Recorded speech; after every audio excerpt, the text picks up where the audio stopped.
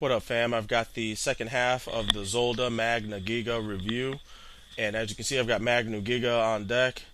And like I said, it just like with Zolda, he does kind of suffer with the from being a little lighter than what you would expect out of the package. But I think that's mainly just because he since the figure breaks down into like several different pieces and they all fit onto Zolda in a certain in one way or another, that they have to be a little lighter for balancing and posing issue for to avoid balancing and posing issues. I kind of dig the fact that the way they kind of engineered this was actually kind of genius.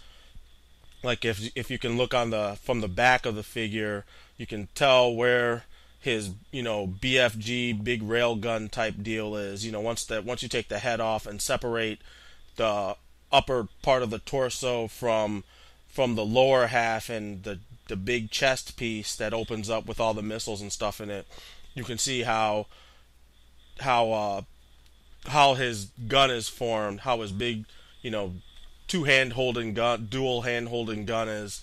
All you have to do to put the gun to make the gun basically is rotate that upper chest piece about 180 degrees, and then you have that like disc aiming looking, that disc HUD type system thingy that flips out.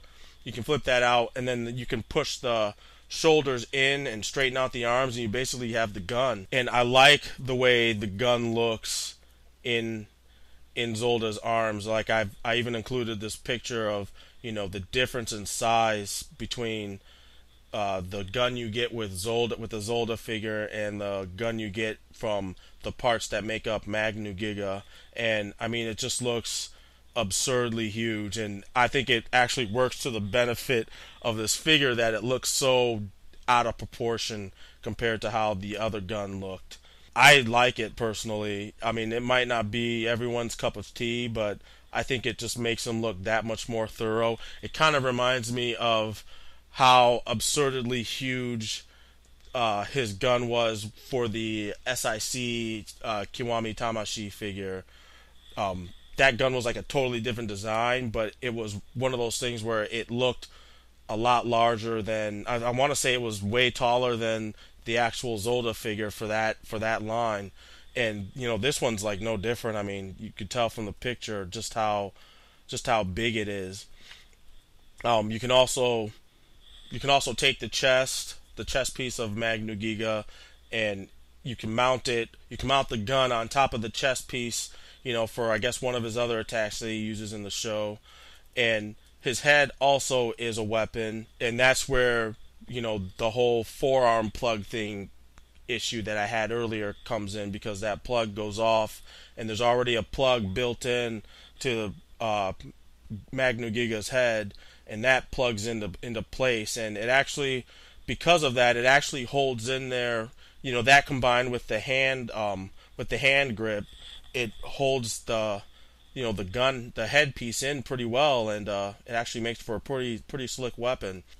You also have Magnu Giga's legs that transform into the shoulder cannons, and once again, that's one of those issues where the shoulder cannon legs just make Magnu Giga look that much more thorough, because they're that much bigger than the ones you get with the Zolda figure. And I think you will need the stand to an extent for that figure. Even though it is lighter, it feels lighter than the ones you get with Zolda actually, but I think the way it fits onto his back, it kind of offsets the weight of the figure a little bit. You're gonna want to use the stand, which is obviously why it came with it. But why it came with Magnu Giga, I don't understand why it came with that figure. It needed to come with Zolda, but whatever. I mean, that's just one of the funny things with Bandai, and that actually brings up the other issue I had with this two pack with these two characters. I almost feel like Bandai should have just put Zolda and Magnu Giga together as a two pack.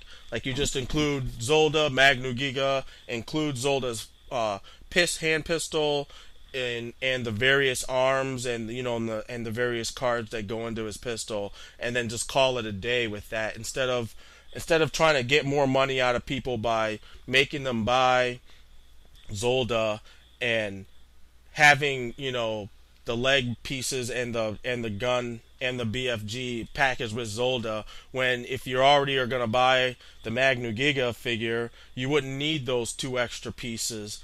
They're kind of irrelevant because you can just use Magnu Giga instead. But I guess the only other reason why they did that might be because some people might not plan on buying Magnu Giga because of the price. It's $123 figure, and honestly, I don't feel like it needs to be that much money. Maybe about $80, at the most. I think $123 was a bit steep. Even though, I mean, you do get a lot of, even though the figure does a lot of, several different things, just don't think it warranted that price. Like, for example, I have the PlayArts the Final Fantasy VII Advent Children Cloud figure with the Fenrir bike. I have that 2-pack, and I remember at the time I bought that figure, it only cost me about 70, maybe $80, and that was I bought it here in America, so I even had the markup. That's how much it costed me with the markup. From the fact since it was an import figure. Nowadays, you're paying that much money. You're paying that much money, if not more, for only one figure.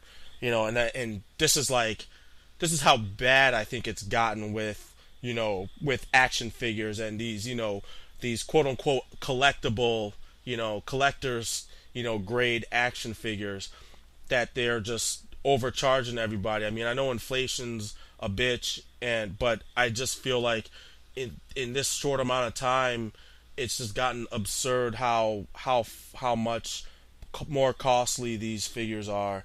But it's like I said, Zolda and Magnu Giga should have more than likely had been a 2-pack figure.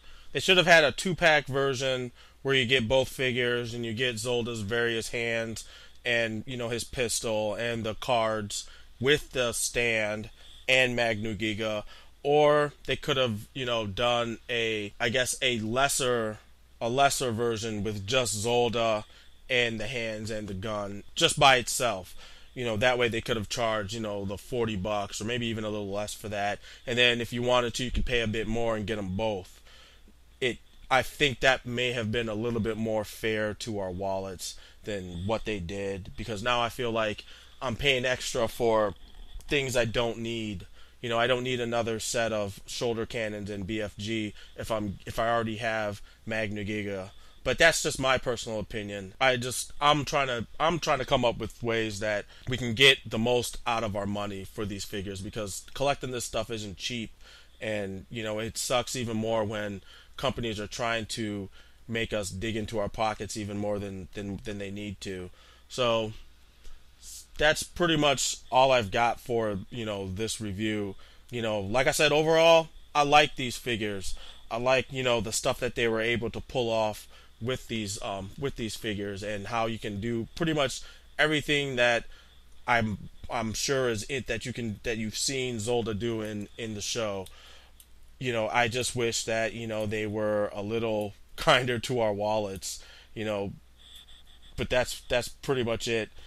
I've got a couple other reviews, and I'm working on a couple of rants, kind of like thoughts videos that I've got coming down the pipeline. So if you're still interested, stay tuned, and I'll catch you on the next video. I'm Agent O, and I'm out. Peace.